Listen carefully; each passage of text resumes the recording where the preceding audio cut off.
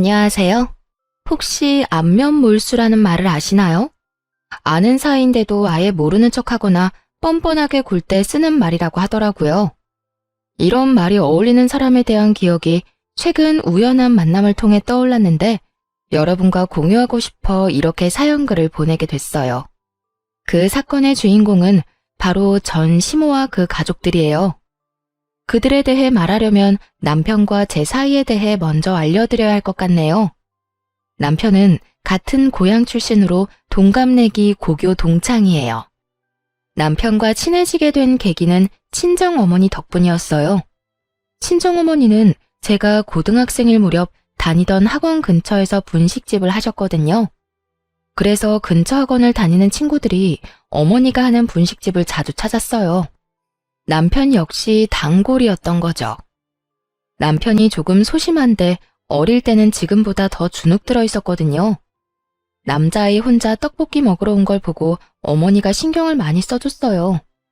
남편은 식탁 위를 항상 깔끔히 정리해서 어머니한테 칭찬도 많이 받았고요. 그리고 저는 남편과 같은 학원에 다녔었기 때문에 자주 만났죠. 그때 남편이 저한테 그랬거든요. 너희 집은 진짜 즐거워 보이네. 넌 좋겠다. 진짜 부러워. 갑자기 무슨 오글거리는 소리야? 다른 집도 다 비슷하지 않아? 꼭 그렇지만은 않지. 넌 진짜 복 받은 줄 알아야 해. 나중에 알게 됐죠. 남편이 집에서 차별을 많이 당했다는 걸요. 알고 보니 재혼 가정이었는데 계모가 남편을 어릴 때부터 많이 차별했대요. 드라마에나 나오는 이야기라고 생각했는데 직접 들으니 참 마음이 안 좋더라고요. 계모의 아들인 남동생은 새 것만 들고 다니는데 남편은 늘 같은 걸 들고 다녔고요. 밥도 제대로 못 얻어먹는지 매번 우리 분식집에서 배를 채우더군요. 화목한 우리 집을 보며 부러움을 느끼는 남편이 측은해서인지 관심이 가기 시작하고 점점 마음을 키워갔던 것 같아요. 그렇게 대학 들어가서 연애를 시작하고 직장인이 된 후에 결혼을 하게 됐죠. 내가 이 사람을 행복하게 해주고 싶다고 생각했어요. 그런데 시댁이 참 정글 같은 곳이더군요. 일단 시부는 저를 엄청 좋아해 주셨거든요. 그래, 어릴 때부터 봐온 사인이 참 좋구나. 사부인께서는 잘 계시지? 네가 며느리가 돼서 얼마나 기쁜지 모른다. 게다가 대학병원 간호사가 내 며느리인 게 얼마나 자랑스러운지 친구들한테 자랑도 많이 하고 다녔지. 그런데 허허 웃는 시부의 말이 끝나자마자 시모가 날카롭게 받아치더군요. 의사도 아니고 꼴랑 간호사인데 뭐가 그렇게 자랑스러워요? 세상에 자랑할 게 그렇게 없어요. 당신 둘째 아들이 데려온 며느리가 얼굴이랑 행동이 이쁘지. 첫째는 영 뻣뻣하고 인물도 별로라 내 마음에 들지가 않는데. 당신 제발 마음 좀 곱겠어. 애들 앞에서 이게 무슨 추태야? 추태는 무슨 추태예요? 그리고 당신 진짜 이럴 수 있어요?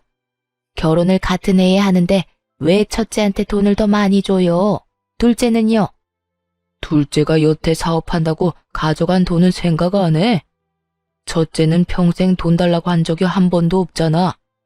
아무리 발이 안으로 굽어도 그건 아니지. 사업하는데 돈이 필요한 걸 그럼 어떡해요? 어쨌든 둘째도 첫째만큼 지원 안 해주면 가만히 안 있을 테니까 그렇게 알아요. 저 말이 나오면 그때부터 남편의 순환 시대였죠. 시모가 쓸데없는 일로 남편 불러내고 고생시키고 말도 아니었거든요.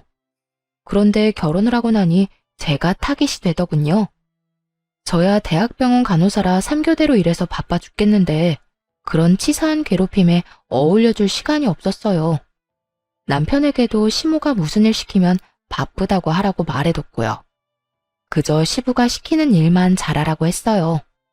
그렇지만 항상 화를 피해갈 수 있는 건 아니었어요. 명절 때마다 음식을 모두 혼자서 해야 했거든요. 시모가 동서와 저한테 시키겠다고 했지만 사실상 저에게만 다 맡겼으니까요. 형님, 이것도 좀 치워주세요. 무슨 주방이 이렇게 더러운지. 좀 치워가면서 해요. 살림 안 해본 티가 나네. 그리고 간도 좀 더 하시고요. 이렇게 맛없으면 아무도 안 먹어요? 시모를 등에 업고 동서는 사람 좋은 얼굴로 온갖 일을 다 시켜댔어요. 그럼 집에서 쉬는 동서가 일 좀 해. 나한테 시키지 말고. 그리고 아버님 몸 안 좋으신 거 몰라? 간 세게 했다가 아버님 병원 가시면 동서가 수발 들 거야. 무슨 말을 그렇게 하세요? 전 그냥 맛없다고 한 것뿐이죠. 그리고 지금 저 일 안 한다고 무시하세요? 제가 남편한테 얼마나 신경을 많이 쓰는데요. 그럼 좀 가서 도련님한테 신경이나 쓰든가. 왜 입으로 혼수나 둬? 미리 말하지만 여기 아버님도 같이 계신 거 알지? 아버님 이야기를 꺼내면 동서의 기세는 물을 뒤집어 쓴 불꽃처럼 사그라들었어요. 아무리 시모의 위세가 대단해도 아직까지 이 집안의 보스는 시부니까요. 시부가 평소에는 유약했지만 첫째 며느리인 절 건드리는 걸 가장 싫어하셨거든요. 부모님이랑도 잘 아는 사이셔서 잘 지낼 수 있도록 최대한 배려해 주셨고요. 그럼에도 5년 동안이나 혼자서 조용히 명절 음식을 다 한 건 저 나름대로 다른 노림수가 있어서 그랬던 거예요. 이 정도면 됐다 싶은 기간이 딱 5년이었거든요. 모두가 나 혼자 일을 다 하고 있다는 걸 알만한 시간. 5년이 지나자 저도 슬슬 본색을 드러냈죠. 어머님, 아버님, 이번 추석에는 제가 전날에 음식하러 못 올 것 같아요. 여태까지는 사정해서 당직을 빠졌는데 다른 사람들 일정을 무시할 수가 없어서요. 로테이션으로 돌아가며 일정 잡는데 저만 매번 명절에 빠질 수는 없잖아요. 즉, 명절 전날에 일하러 가야 해서 시댁에 못 온다고 못 박아버린 거죠. 그런 게 어디 있니? 네가 없으면 어떡하라고? 어머님도 참, 며느리가 저 하나뿐인 것도 아닌데 무슨 걱정을 하세요. 동서 혼자서도 잘할 거예요. 전업주부라 살림도 남편 내조도 잘하는 동서가 설마 제사 음식 하나 못하려고요? 웃으며 그렇게 말하자 시모가 역정을 내더군요. 아니, 여태까지 잘 빼줬다가 왜 이번부터는 안 된대? 너 그냥 음식 안 하고 싶어서 일한다는 거 아니니? 어머님, 대학병원에 일하는 사람이 얼마나 많은데요. 저만 계속 그 날짜에 빠질 수가 없어요. 다른 사람들도 생각해야죠. 그래, 그건 새아기 말이 맞다. 며느리가 둘이나 있으니 이번에는 둘째에게 시켜보자. 첫째 혼자서도 그만큼 했는데 둘째라고 못하겠어? 그렇지? 시부가 그렇게 얘기하자 동서는 말도 없이 우물쭈물하기만 하더군요. 우더른이 시키니 안 된다 말은 못하겠고 중간에서 곤란하겠더라고요. 그래서 손윗사람으로서 등 떠밀어줬죠. 동서가 못하는 게 아니에요. 어머님이 워낙 동서를 아끼시니 그간 실력을 볼 기회가 없었던 것뿐이죠. 전업주부로 5년을 지냈는데 설마 음식 하나 못하겠어요? 이번에 그 솜씨 한번 발휘해줘요. 알았죠? 결국 동서 혼자 명절 준비를 하게 됐어요. 동서가 미친 듯이 때려봤지만 뭐 어쩌겠어요? 그날 일이 있어서 전 못 나오는 걸요. 그렇게 명절이 되어 일을 끝내고 시댁으로 갔더니 세상에 동서 혼자 정말로 준비를 다 했더군요. 시모가 어깨를 으쓱하더니 보란 듯이 말했어요. 봤니? 맛도 그렇고 모양도 그렇고 금 잡을 데가 한 군데도 없어. 거기다가 나 고생할까봐 전날 집에서 다 해오는 정성까지. 예, 그런 건 좀 보고 배워라. 정말 잘했네요. 동서, 수고했어. 그런데 형님, 오늘 일한다고 하시지 않았어요? 그런데 제가 받은 이 문자는 뭐죠? 동서가 뜬금없이 보여준 문자에는 사진 한 장이 첨부되어 있었어요. 저와 웬 남자가 커피를 마시는 사진이요. 다름이 아니라 점심때 보험회사 직원이 상품 하나가 너무 잘 나왔다고 저한테 상담 한번 받아보라고 연락을 했거든요. 마침 남편 보험이 너무 부실했던 터라 한번 상담을 받아볼까 해서 만났죠. 그런데 그때의 모습이 떡하니 찍혀 있더라고요. 제 뒷조사라도 한 모양이었어요. 솔직히 깜짝 놀랐어요. 일하기 싫다고는 해도 이런 짓까지 하다니. 동서는 바쁘지도 않았어? 어떻게 음식 준비하면서 이런 사진까지 다 찍었대? 말 돌리지 말고 이야기나 해주세요. 오늘 일하신 거 맞아요? 그러자 옆에 계시던 시고모님이 대답을 빼앗아 갔어요. 질부, 오늘 병원 출근한 거 맞다? 내가 오전에 질부 병원에 병문안을 가고 오후에는 진료를 보러 갔거든. 그때 다 있었어. 이 사진은 점심시간에 찍힌 것 같은데? 점심 밖에서 먹었니? 네, 보험회사 직원이에요. 저는 딱히 필요가 없는데 남편 보험이 부실하더라고요. 실손보험 외에 다른 보험은 하나도 없어서 잘 됐다 싶어서 만난 거였고요. 그런데 동서는 어디서 이런 문자를 받았어? 남편이 근처 지나다가 형님을 봤다고 해서 찍은 거예요. 아니면 됐어요. 식사나 하세요. 트집을 잡으려다가 시고모님이 편들어주자 아무 말 못하고 식사나 하라더군요. 그렇게 식사를 하다가 중간에 나서서 말했어요. 그런데 동서, 솜씨가 정말 좋다. 너무 맛있는데? 그렇지 않아요, 아버님? 그래, 둘째 며느리가 생각보다 요리 솜씨가 굉장히 좋구나. 고모님도 맛있으시죠? 그래, 첫째 질부한테는 좀 미안한 말이긴 한데 둘째 솜씨가 굉장히 좋아. 간도 딱 좋고. 저한테 미안하실 게 뭐가 있어요. 사람들한테 맛있다는 말을 들으니 동서도 기분이 좋은 모양이더군요. 덩달아 옆에 있던 시모도 자신만만한 표정으로 저를 쳐다봤고요. 그 모습이 너무 웃겨서 그저 웃었어요. 그리고 이렇게 말해줬죠. 그럼 앞으로는 동서가 음식 준비하면 되겠네. 사실 내가 요리를 너무 못해서 항상 죄송하고 민망했거든. 동서 요리 솜씨가 이렇게 좋은데 그걸 뭐하러 썩혀? 그냥 명절마다 이렇게 다른 사람들도 즐길 수 있도록 하면 될 것 같아. 제가 왜요? 이때까지 형님이 다 하셨잖아요. 어른들께서도 동서 솜씨가 참 좋다고 하시잖아. 좋은 솜씨 그렇게 썩히는 거 아니야. 그리고 아버님, 어머님, 다음부터는 명절 전후로 빠지기가 조금 힘들 것 같아요. 제가 진급을 해서 쉬는 날 빠지기가 곤란해졌어요. 동서가 음식도 잘하고 이렇게 다들 좋아하시니 양해를 좀 구해볼게요. 괜찮죠?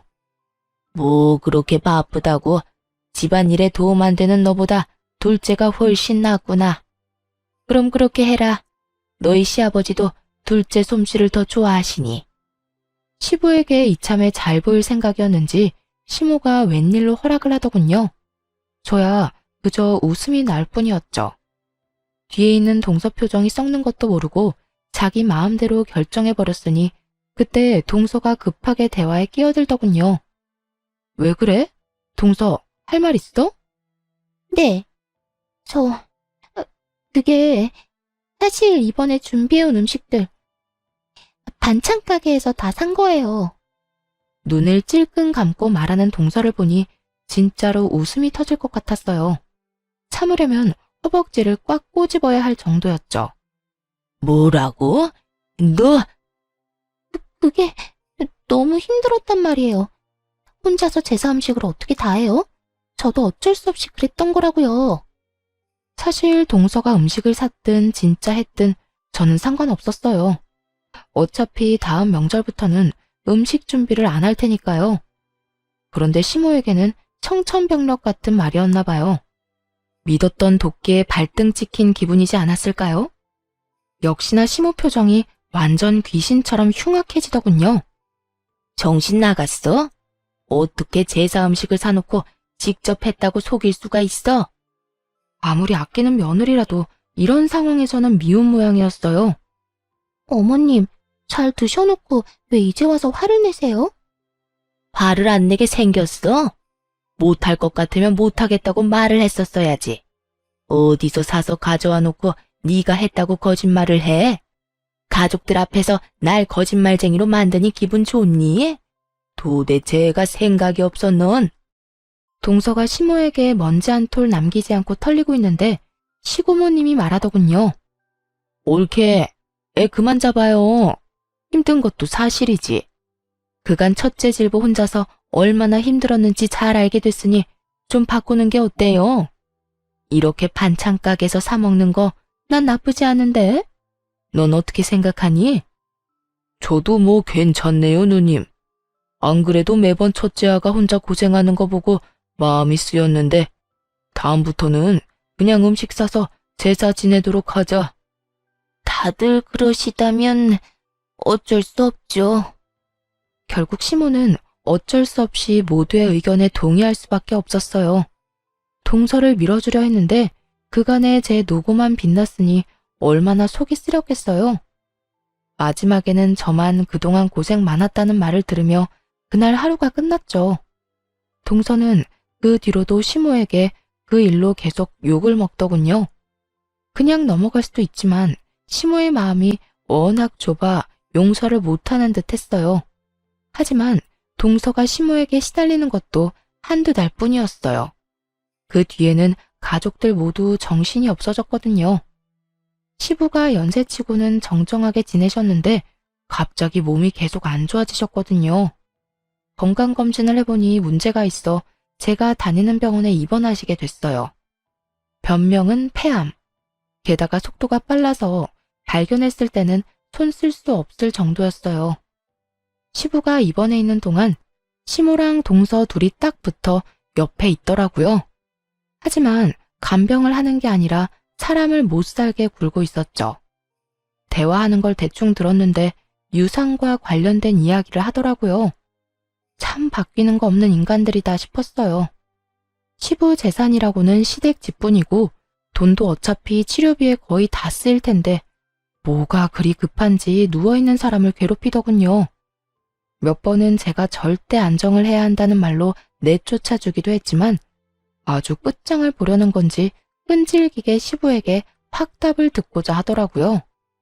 결국 시부가 가족들 모아놓고 이야기를 꺼냈어요.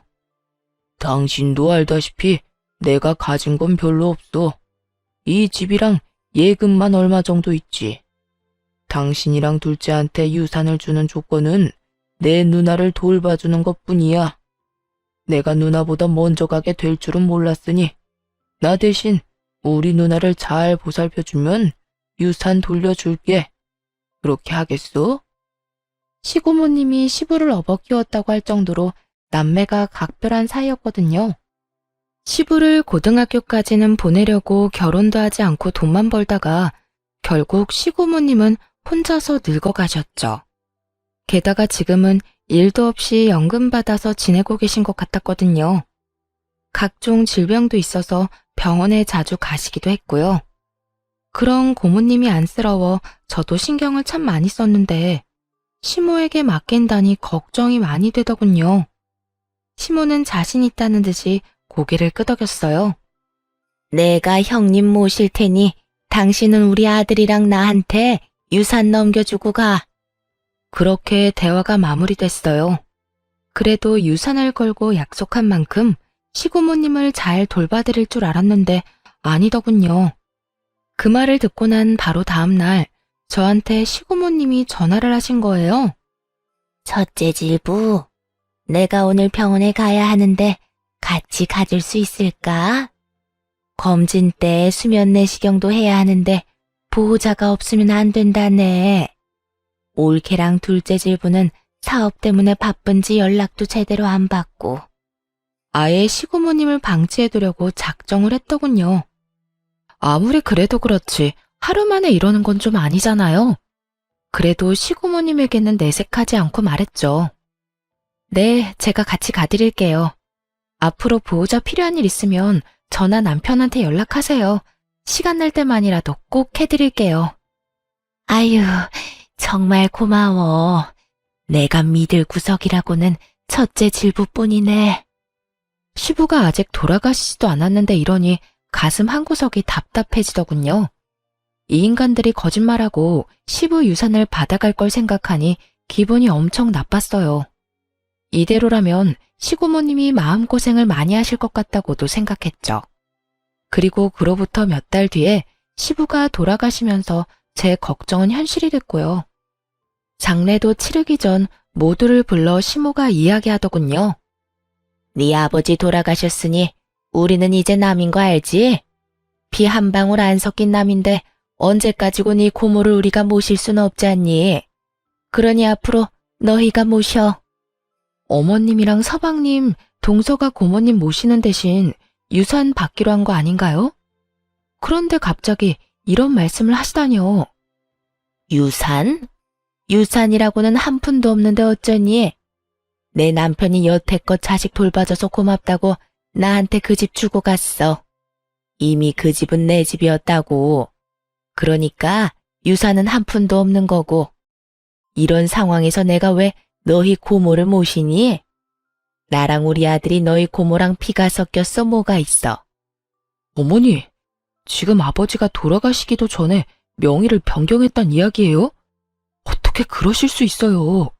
아버지가 동의하신 거 아니죠? 남편이 느낀 배신감은 상상 이상이었을 거예요. 설마 시부가 죽기 전에 저런 짓을 해놨을 줄 몰랐을 테니까요. 어머, 얘 좀 봐. 그 사람이 동의를 안 하면 내가 어떻게 그 집을 내 걸로 만들어. 그리고 네 아버지 장례는 알아서 치러라. 내가 늙은 영감 죽을 때까지 수발 들어줬는데 이 정도는 너희가 알아서 해야 하는 거 아니니? 수발을 든 게 아니라 아버지 닥달해서 재산 다 빼돌리려고 한 거겠죠.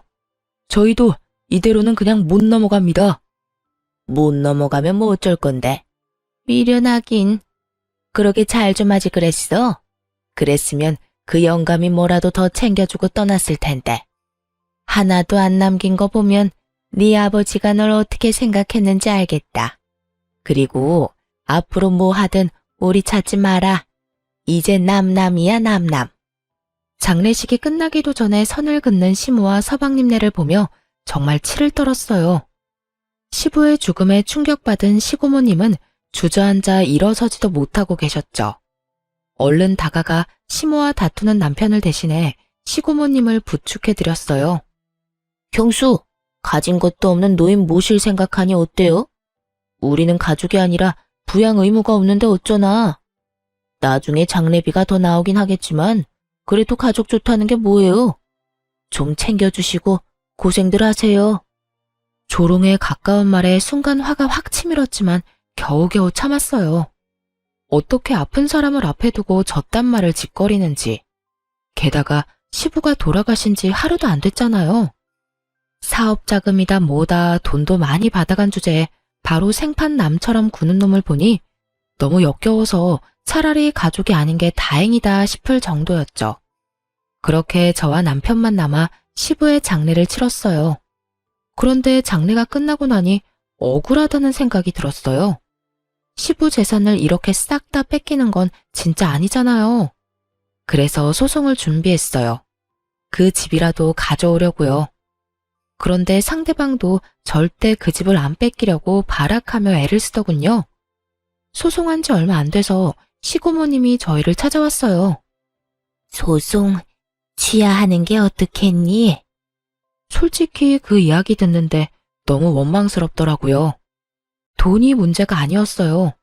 남편에게는 아버지의 마지막이 걸린 문제였죠. 그것마저 뺏기면 시부와 남편은 시모에게 평생을 당하고만 산 것일 테니까요. 고모님, 그래도 그 집은 아버님 거예요. 원래라면 남편이 받아야 할 집이고요. 이대로면 아버님도 억울하실 거예요. 잘 알아. 그러니 취하하라는 거야. 내가 네 시아버지한테 부탁받은 게 있어서 그래. 뭔지는 잘 모르겠지만 돌아가신 시부에게 부탁받은 게 있다니 일단 소송을 취하하기로 했어요. 그러자 시모와 서방님이 찾아왔더군요. 그래, 잘 생각했다. 그러게 패할 소송을 왜 하니? 변호사가 딱 봐도 너희가 질 것 같다고 한 거니? 그래서 소송 취하한 거야? 이렇게까지 캐묻는 이유는 단순했어요.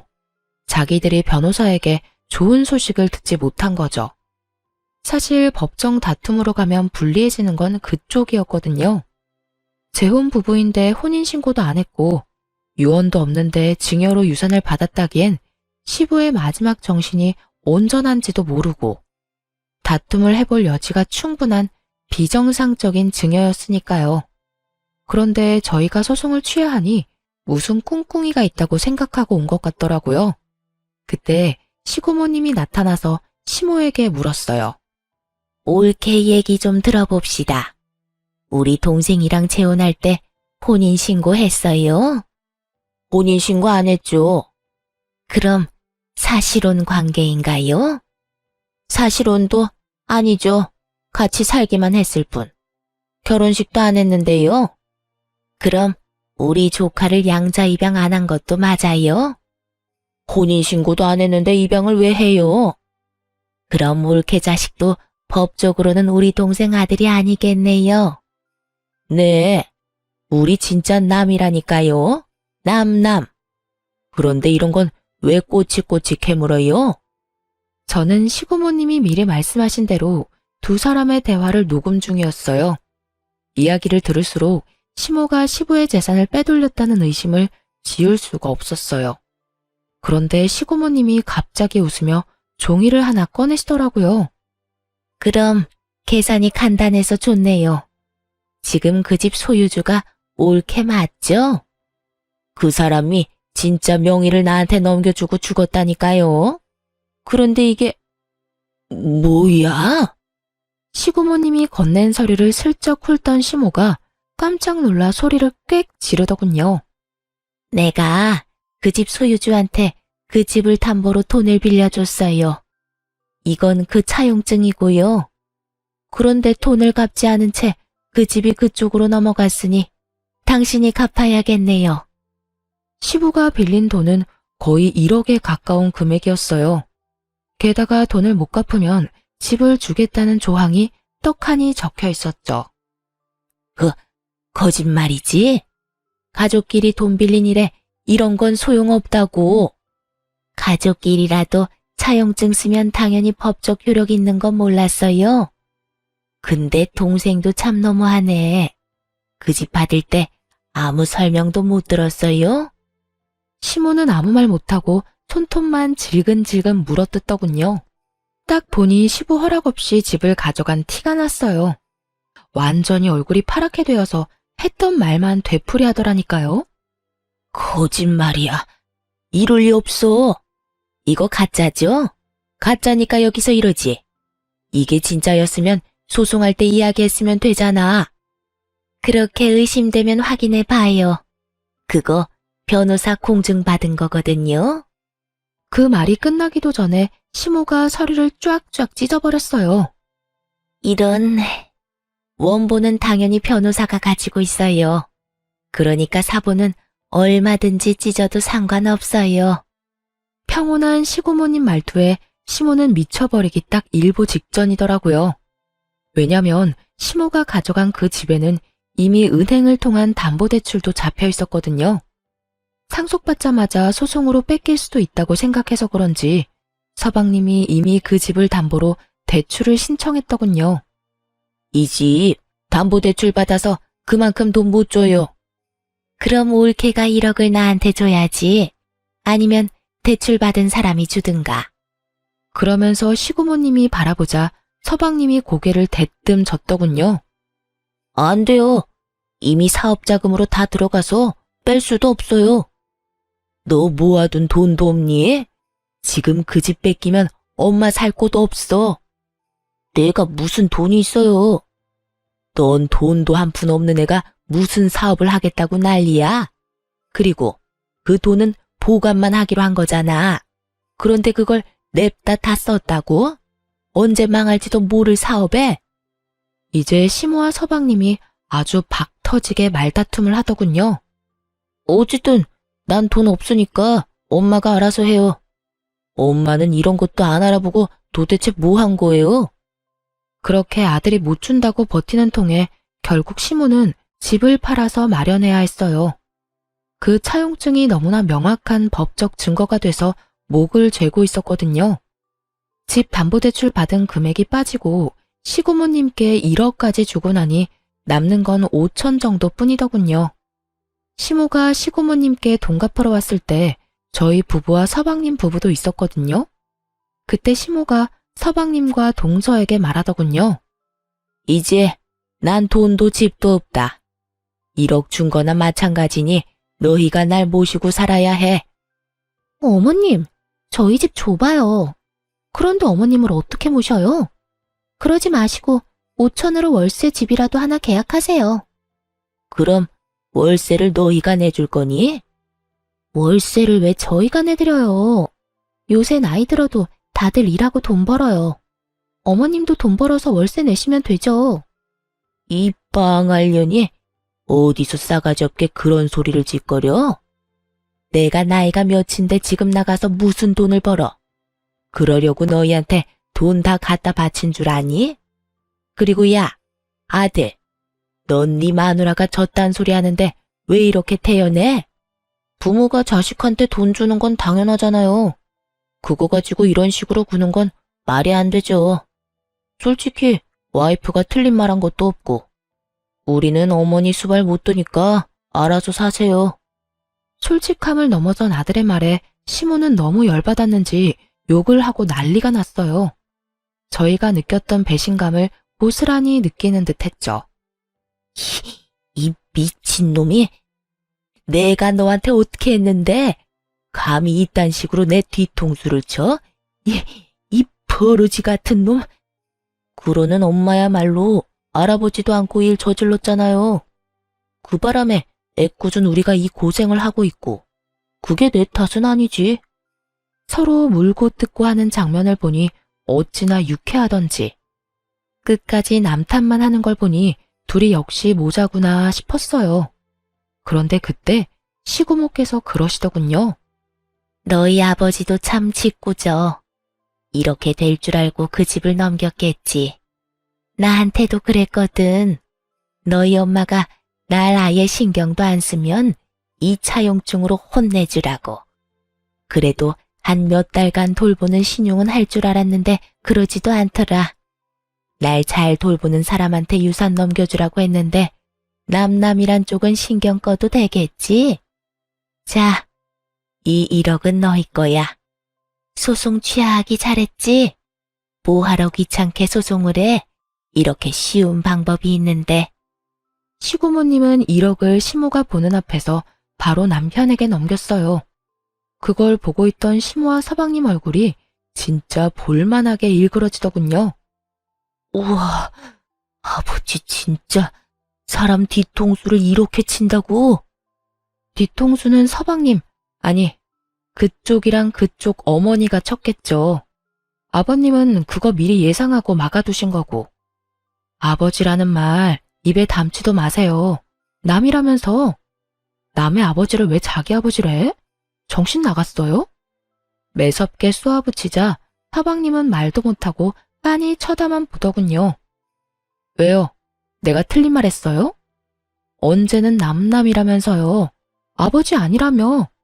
피 한 방울 안 섞였다며. 형수, 진짜?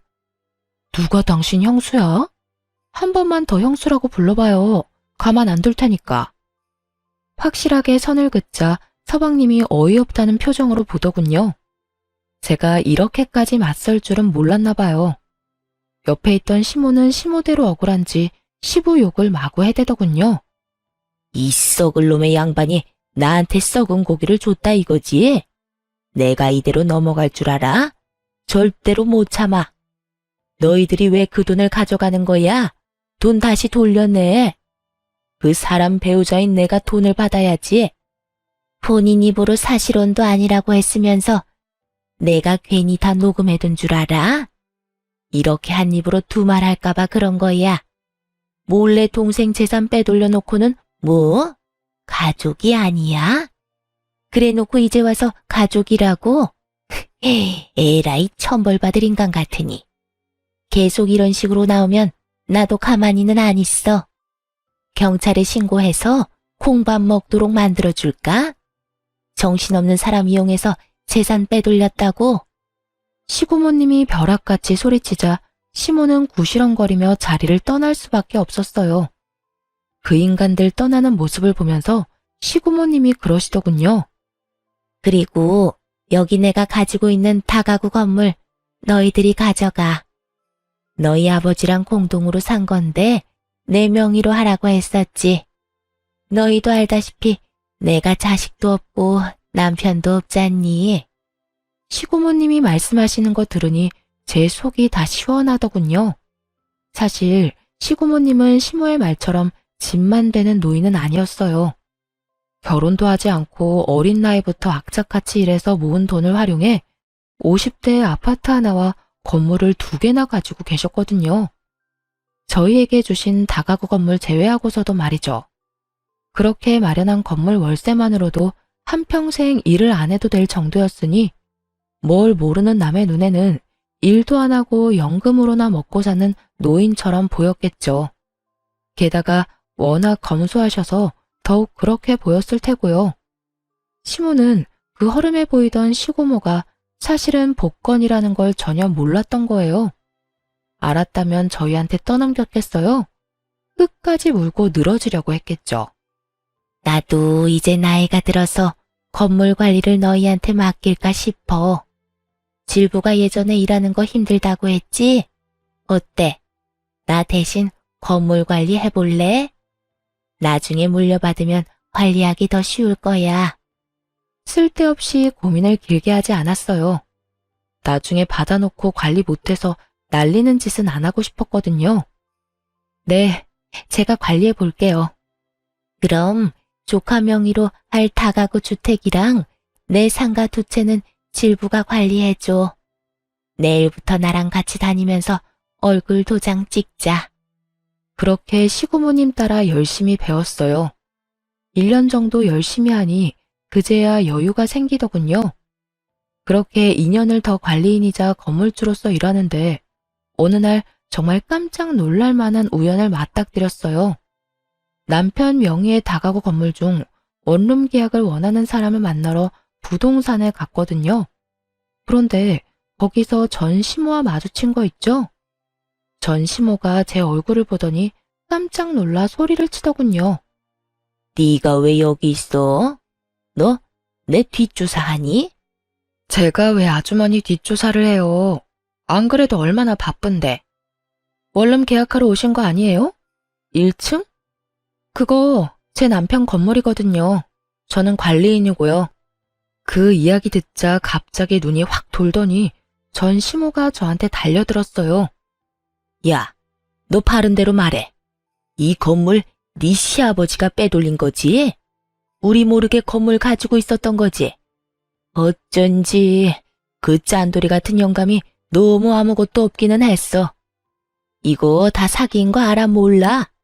내가 소송해서 다 되돌려 놓을 거야. 소송이요? 아주머니가 무슨 자격으로 소송을 하세요? 잊으셨어요? 본인 입으로 제 시아버지랑 아무 관련 없다고 말씀하셨잖아요.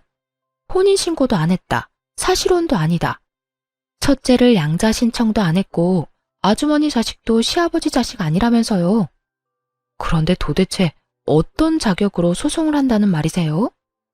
제 말에 전 시모가 순간 말을 못 잇더군요. 그럴 수밖에요.